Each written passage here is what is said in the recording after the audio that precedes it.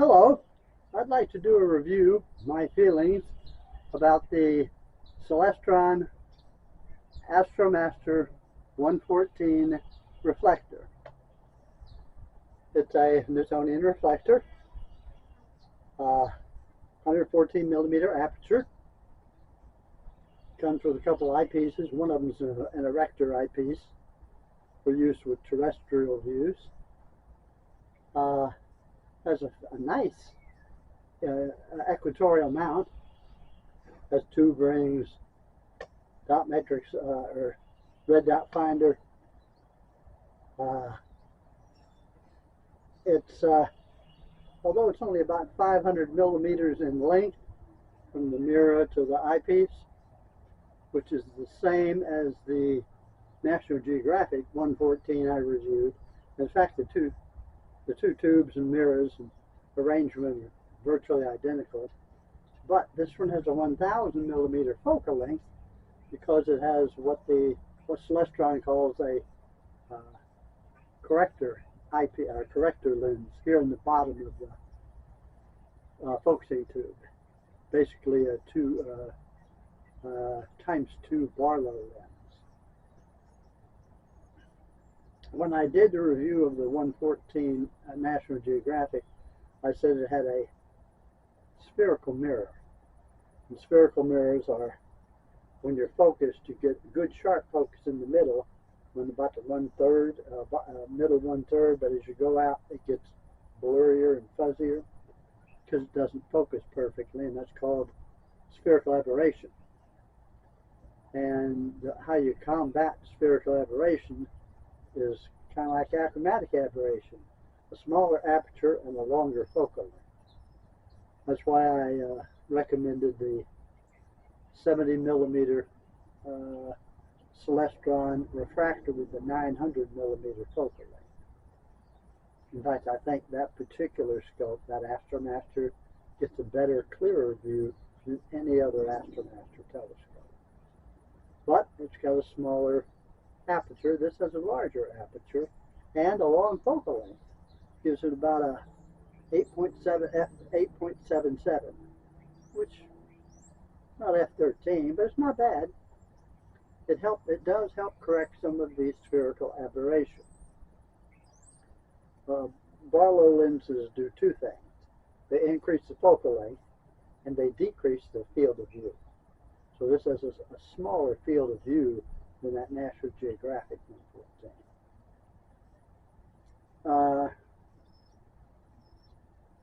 What can you see with this? Well, this is really designed for lunar and planetary work.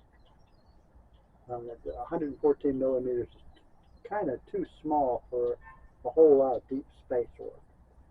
What you can see with this particular scope, you can see craters and mountains on the moon. The moon's so close, you see that with binoculars, so that goes without saying. You can see the rings of Saturn. You can see the cloud bands on Jupiter. If you have good seeing conditions, it's real dark out, you might be able to see one of the polar caps on Mars, although it looks kind of small.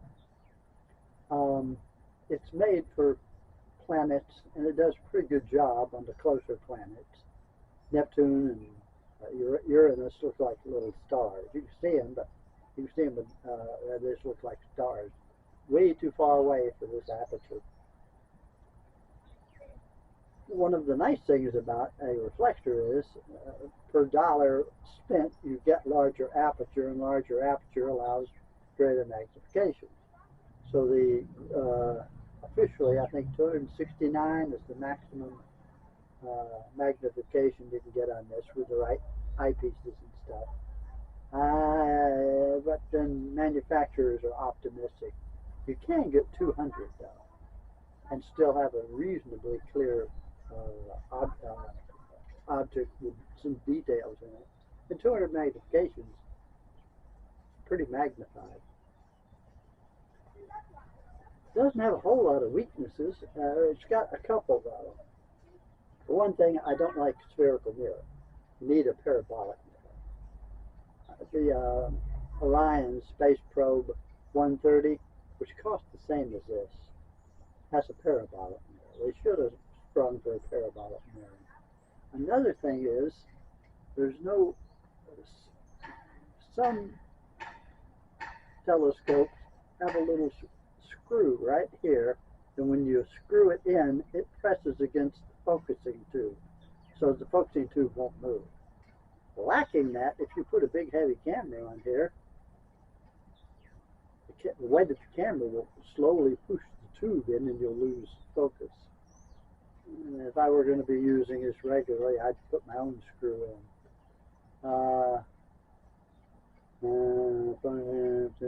Oh, some people have complained that the tripod's wiggly and jiggly and loose. I haven't experienced that when I've used this, but then I don't ever extend the legs. If you have one of these and you find it wiggling around too much, put a weight in the eyepiece tray. I use it for this particular scope, a 7.5 pound counterweight. And before I had that, I just put 4 cans of beans in there. Lowers the center of gravity. Also, I think if I were going to be keeping this, I'd take this apart, take the Barlow lens out of there, and just, when I wanted the Barlow lens, stick it in here, because you really can't collimate this thing, align the mirrors, with a laser collimator with the Barlow lens in it. You have to use a collimation cap or a Cheshire eyepiece. And I don't have very good fortune with either of those. So I use a laser collimator.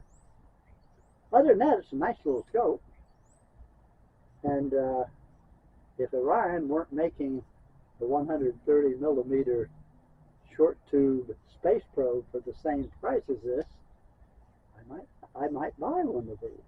Well, I did buy one. There it is. I might use it more often than I do.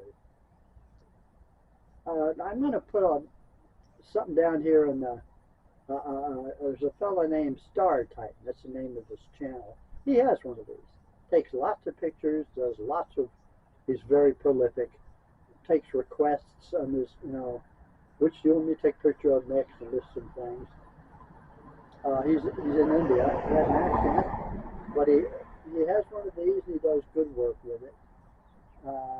And for those of you who have one of these who don't know about him or are considering buying one of these, I'll put a link to Star Titan in the what do you call those things down there? Written graphs. In the notes section, right under there. And that's about all I got to say about this. So, till we meet again, happy trails.